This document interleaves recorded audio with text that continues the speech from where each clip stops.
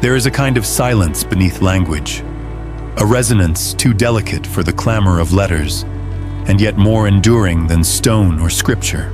It lives not in ink, but in the space between the lines, the hush that echoes after the breath of a truth that was never meant to be spoken aloud. For 2 millennia, that silence has waited, patient, watchful, veiled, nestled deep within the folds of the world's most read book, the one we call the Bible. Not as a sentence, not as a parable, but as a frequency, like a code, written not in symbols, but in soul. And here we are now, on the cusp of something. A door within a door, slightly ajar. Something ancient yet startlingly urgent has begun to stir. Not because the words have changed, but because we have. Humanity, once busy deciphering doctrines and clinging to names, is now beginning to see through the text itself. As though the page were glass, and behind it something divine presses gently against the veil. A presence not loud, but insistent, saying, "Look again, not at what I said, but at what I meant." The Bible, for all its historical gravity and religious authority, has long been viewed as a fixed monument, final, carved in spiritual stone. But what if that was never the point? What if its verses were not commandments etched in certainty, but portals carved in metaphor, each one leading not outward, but inward? What if the secret wasn't hidden from us, but hidden within us, waiting for us to become the kind of beings who could finally see it? Imagine a mirror, held up not to your face, but to your consciousness. Now imagine that mirror has been hiding inside a book you've seen your whole life, but never truly opened. Not the physical book on your shelf, but the energetic manuscript encoded inside your being. The Bible, perhaps more than any other text, has been misunderstood, not because of what it says, but because of how we've been taught to read it. Literal eyes can only perceive literal truths, but the Bible is a living text, a mystical one. To read it properly is not an act of comprehension, but transformation. For thousands of years, the sacred scribes, mystics, and prophets of old didn't just write down messages, they encoded maps, cosmic maps, not for geography, but for the soul's topography. Symbols that seem simple, serpents, gardens, arcs, floods, become alive when seen through spiritual eyes. They were never just stories. They were invitations, gateways, blueprints for awakening wrapped in cultural poetry, waiting for someone, perhaps you, to read them not as history, but as holograms of higher understanding. The hidden element, it was never truly hidden. It was embedded so deeply in the structure of the narrative. We mistook it for background noise, like listening to a symphony and failing to hear the melody beneath the melody. The secret is this: the Bible is not just about God, it is about you. The fall of man, the exodus from Egypt, the wandering in the desert, the crucifixion. All of it is your inner architecture played out as myth. It is not just allegory, it is autobiography. The divine spark within you has always known this. That's why even if you've never opened the book, it whispers to you through dreams, through synchronicities, through that gnawing sense that something enormous has been forgotten. So what was hidden? It was the realization that you are not a spectator in this narrative. You are its central character. That the Garden of Eden wasn't a place, but a state of consciousness. That the Tower of Babel wasn't about language, it was about the fragmentation of unity. That Christ was not only a man, but a symbol of the awakened human template, buried like treasure in the clay of your own bones. This was the esoteric heartbeat of the text, buried beneath layers of doctrine, dust, and dogma. And why has it remained concealed for so long? Because we weren't ready. Not as civilizations, not as seekers. We were still addicted to form, to hierarchy, to the comfort of outer guidance. But that tide is turning now. There is a subtle, almost imperceptible awakening happening across the planet. A quickening. The veils are thinning, not because of some apocalyptic event, but because humanity is beginning to hunger for what is real. Not just sacred real, real beyond the opinions of denominations, beyond the sermons of men, You can feel it, can't you? A trembling in the old ways, a warmth returning to places inside you that had gone cold, a gravity pulling you towards something timeless, yet shockingly personal. You are not being called to believe in something, you are being invited to remember something you agreed to forget, so that rediscovery would break you open like light splits a seed. The Bible has been many things: a weapon, a comfort, a controversy, a mystery. But perhaps now in this moment, it can become what it was always meant to be: a mirror, a map, and a message written in the language of light, for those willing to see through the shadows. This is not just theology, it is an unveiling, a lifting of the cosmic curtain. And as the curtain parts, what is revealed does not judge you, it recognizes you. To understand the hidden current flowing beneath the biblical text is not merely to uncover a few forgotten lines or decipher cryptic symbology. It is to awaken to a wholly different mode of seeing. Imagine trying to read music with arithmetic or measure poetry with a ruler. For 2,000 years, humanity has approached this ancient text with the wrong lens, external eyes, reading what was only ever meant to be inwardly seen. And within that misalignment lies the origin of the great forgetting. The central theme that pulses at the heart of this hidden layer is startling in its simplicity and revolutionary in its implications. The divine is not separate from you, not above, not beyond, not a bearded figure in the sky, but within, humming quietly beneath the noise of your mind, pulsing like a second heartbeat beneath your ribs. This isn't blasphemy, it's revelation. The Bible, when read with spiritual eyes, reveals not a distant deity, but a mirror of the cosmic intelligence buried in your very breath. The so-called hidden code is not one of numbers or secret societies. It is the inner architecture of consciousness itself. You see it in the Garden of Eden, which isn't about two people and an apple. It's about innocence, awareness, and the moment duality is born. It's the point where the human mind first becomes divided, exiled from the unified field of divine knowing. We call it the fall, but it's really the beginning of the great search, the long arc of return. Every story thereafter follows this pattern. Moses doesn't just lead slaves out of Egypt, he leads consciousness out of bondage. Egypt becomes the symbol of mental enslavement, of egoic tyranny, of the false self that clings to identity and fear. The wilderness isn't a place, it's the in-between, the inner desert of confusion, where the old ways no longer work. But the new ways haven't yet been born. 40 years or 40 heartbeats. The timing doesn't matter. What matters is the transformation.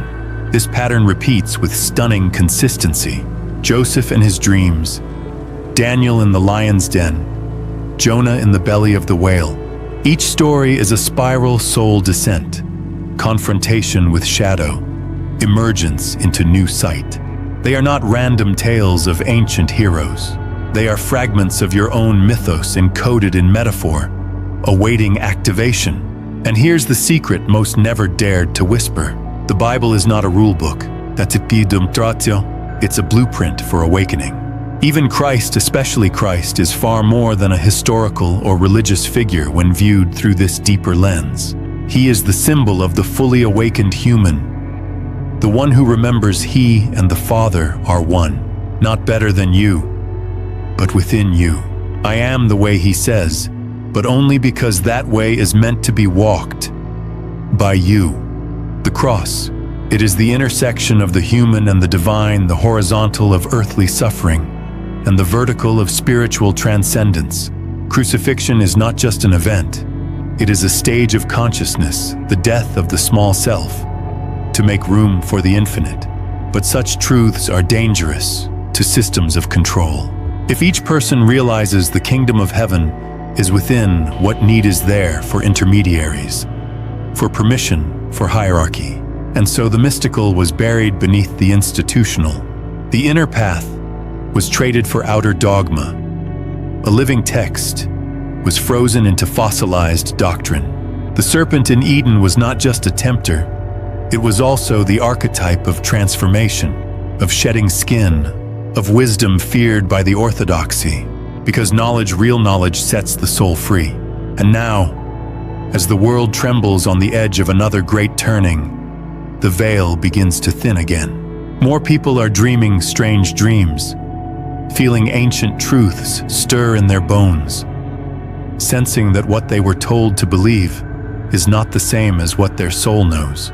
The Bible, this paradox of a book feared and revered, misused and misunderstood, begins to sing a different song to those who can hear it. And this is the pivot.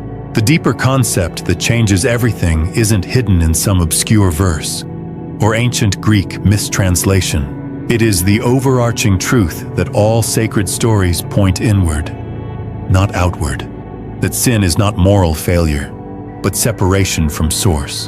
That salvation is not rescue from punishment, but reunion with wholeness. That the apocalypse isn't destruction, it's unveiling.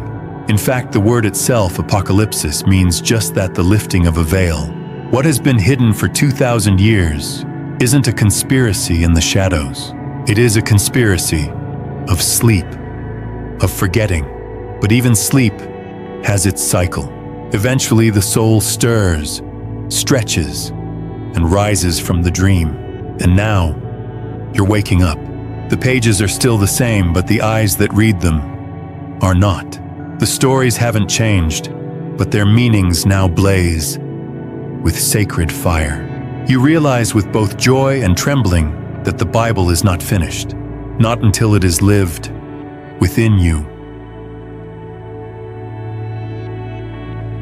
If the Bible were a forest, its symbols would be the ancient trees, twisting, whispering, and alive, in ways we've forgotten how to hear. These stories passed down through generations are not lifeless allegories. They are living archetypes, encoded into the very structure of the psyche. They speak in riddles, not to confuse, but to awaken. Because a truth that must be discovered is far more powerful than one that is simply given. Let us return, for instance, to the Garden of Eden, not as Sunday school story time, but as a primordial fractal of the human condition. The garden is not earthbound soil, but the original state of unified consciousness. Adam and Eve are not merely the first humans, they are the first division. Masculine and feminine, light and shadow, conscious and unconscious. The serpent, long demonized, is not evil incarnate, but the initiator of experience, the force that awakens us from innocent unity into the bittersweet realm of choice, duality, and free will. The moment the fruit is eaten, perception splits. The world fractures into subject and object. It's not punishment, it's evolution. But evolution comes at a cost. Exile from inner Eden, and the rest of the Bible is the journey back. The flood, so often imagined as divine wrath, is more deeply a reset of consciousness. Water in almost every mystical tradition symbolizes emotion, purification, and chaos. The ark is not just a boat. It is the preserved soul riding the storm of inner turmoil, protecting the sacred pairings within us, reason and intuition, faith and doubt, flesh and spirit. It is the container of essence floating between worlds, carrying what must be reborn after destruction. Then there is Jacob, wrestling with the angel in the night. He doesn't run, he doesn't submit. He struggles blood, sweat, shadow, and in that wrestling match with the divine, he is wounded and renamed Israel, he who wrestles with God. This isn't about a man long dead, it's about you. Contending with your own higher self, demanding a blessing from the same presence that both terrifies and transforms you. You leave limping, yes, but you also leave changed. Think too of the burning bush, fire that does not consume, a voice that speaks from the very heart of paradox. Moses turns aside to look, and that is the hinge. That single act, turning aside from the path, opens the veil. This story whispers a universal truth. Revelations do not shout. They wait in stillness. They hide in plain sight. But they only reveal themselves when we are willing to pause, turn aside, and see. These narratives, strange, primal, sometimes terrifying, are not moral instructions. They are spiritual technologies, archetypal blueprints. The whale that swallows Jonah is the deep unconscious. 3 days inside is the cycle of transformation. He emerges, not just relocated, but remade. The walls of Jericho crumble not by siegecraft, but by sound, by vibration, by resonance, by the collective force of intention. The Red Sea parts not merely for escape, but to symbolize the opening between the known and the unknown, the flesh and the spirit, the past and the possible. And then we come to Christ, the living metaphor, the divine word made flesh. Every miracle he performs is a metaphor. Turning water to wine is the transformation of the ordinary into the sacred. Healing the blind is about perception, not optics. Raising Lazarus is not about resurrection of a corpse. It's about awakening from spiritual death. The crucifixion is the climax of the human journey: surrender, dissolution, and transcendence. The empty tomb is the secret message: death is not the end. The ego dies, the soul awakens. Even the book of Revelation, long feared for its fire and brimstone, is a grand symbolic opera of awakening. Beasts rise, trumpets sound, stars fall not in the outer world, but in the inner landscape.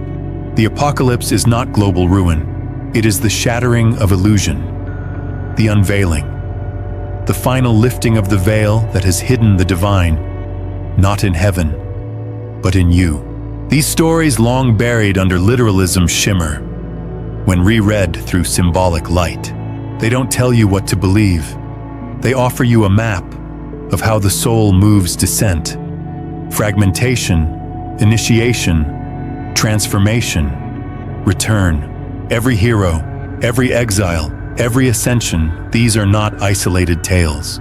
They are fragments of the same story told again and again, because it must be remembered, again and again. Because the moment you forget you are divine, you become lost, and the moment you remember, you come home. This then is the hidden meaning. Not secret because it was forbidden, secret because it is subtle. Sacred truths do not impose, they invite, and symbols are their language. The question is no longer whether the Bible is true. The question is, can you see it? Can you feel what it's pointing to beneath the words? And now, we arrive at the sacred crossing point where the timeless meets the temporal, where myth pierces through the veil and demands to be lived. For what good is revelation if it floats only in the abstract, suspended like mist over mountaintops? What use is cosmic understanding if it doesn't kneel beside you in the kitchen, sit with you in traffic, whisper through your grief, and echo inside your mundane Mondays? This hidden truth, once glimpsed, does not leave your life untouched. It seeps into every crack of your existence, not with violence, but with quiet insistence. You begin to notice how your interactions shift, not because others have changed, but because you are no longer performing from the old script.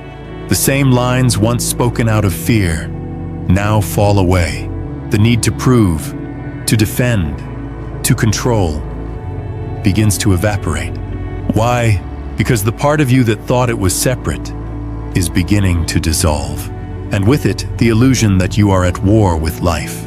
What the Bible encodes, and what the mystics have always whispered, is not a call to perfection, but to presence. Christ's kingdom was never about palaces or laws. It was about awareness. The kingdom of heaven is within you, he said. Not as a metaphor, but as a spiritual instruction. This means your sanctuary isn't found by escaping the world, but by waking up in it.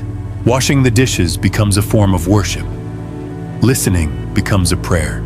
Each breath, a return to the divine rhythm hidden beneath your panic, your busyness, your plans.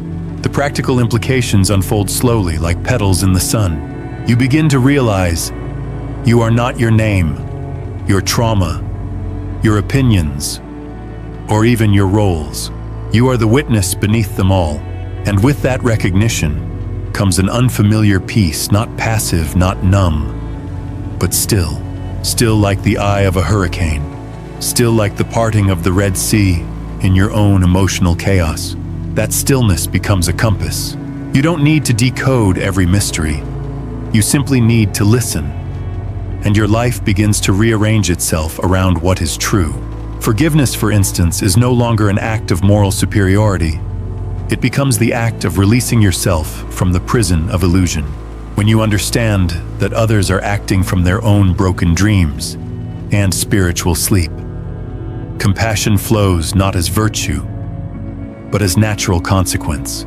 You see Pharaoh in your own resistance, Judas in your betrayals, David in your longing, Mary in your surrender. These characters were never other people. They were facets of you waiting to be recognized, integrated, redeemed. Even suffering changes shape. You no longer ask, "Why is this happening to me?" but instead whisper, "What is this here to awaken in me?" Pain no longer becomes a verdict, it becomes a portal. You walk into your desert moments with open eyes, not expecting comfort, but expecting clarity.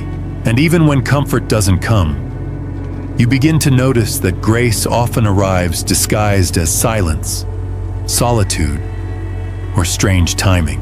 The cross you carry becomes lighter when you realize it's carving something sacred in you.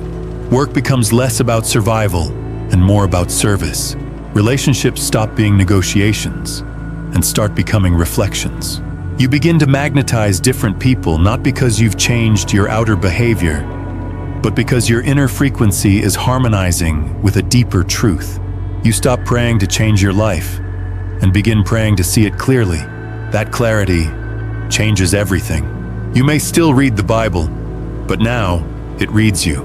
You start to understand that daily bread doesn't just mean food, it means insight, synchronicity, courage, stillness.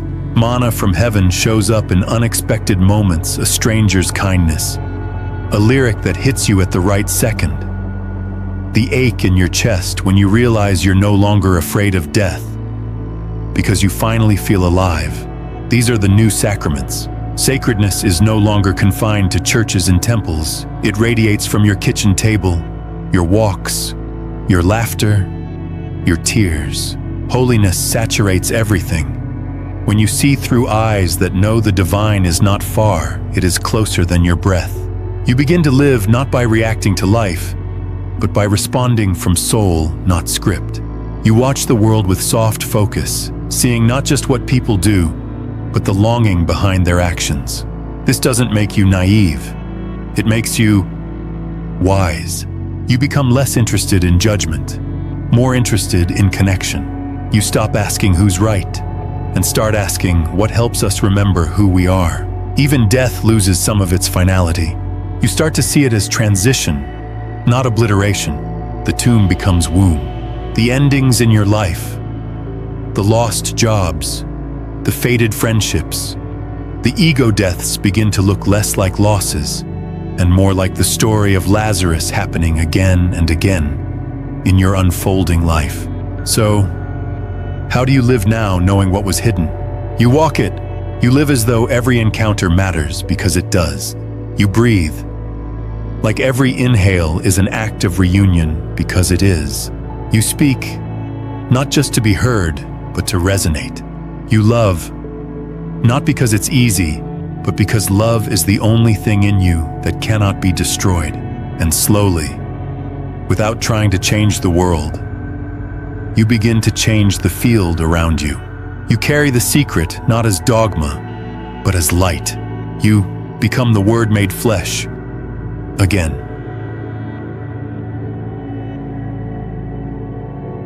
There comes a moment in every journey. Not at the beginning, not at the climax, but somewhere in that quiet space after the veil has been lifted, when the air feels different and the silence speaks. It is in this moment that we realize the journey was never about discovering something new. It was about remembering something ancient, something timeless, something we agreed to forget. The moment we were born, just so the return would be holy. The Bible, long perceived as an instruction manual or a divine law book, begins now to shimmer as something entirely different. It is not a conclusion, but a compass, not a fossil, but a fire. What was hidden inside it for 2,000 years was never a sentence, a scroll, or a symbol. What was hidden was you, the awakened version of you, the true self, unbound, unbranded, unafraid. And that realization changes everything. When you see this not with your mind, but with your soul, you begin to feel a deep, almost aching sense of alignment. Not because all your questions are answered, but because the right questions finally emerge. Who am I beneath all my roles?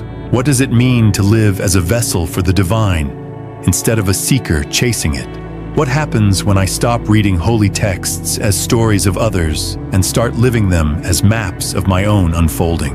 The flood, the garden, the fire, the exile, the resurrection, all these are not events. They are motions, internal motions of the spirit breaking free from illusion.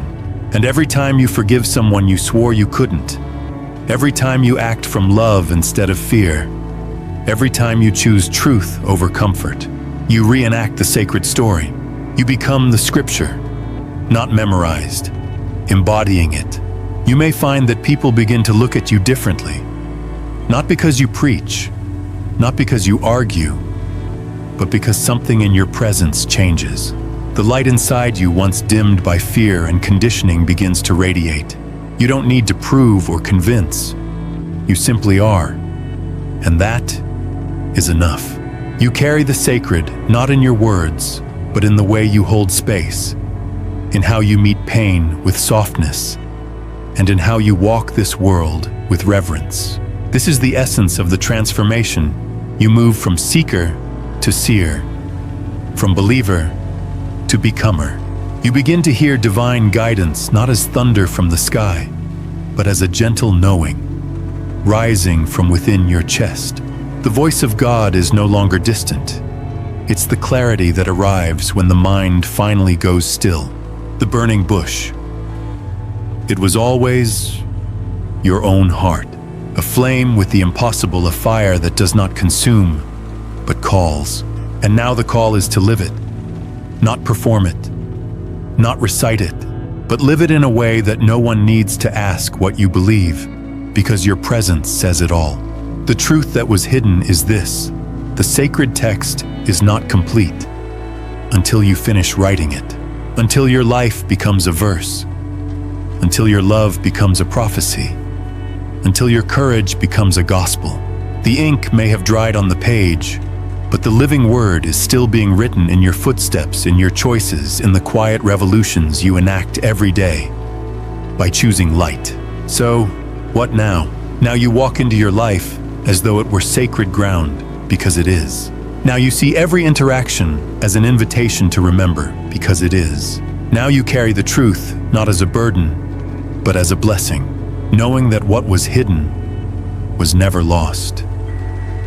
It was simply waiting for eyes to see, for hearts to awaken, for souls to embody. You are that soul, and the story continues not in stone, but in spirit. Not in chapter and verse, but in breath and being. The Bible has not ended. The revelation is not over. It is alive through you, and that changes everything.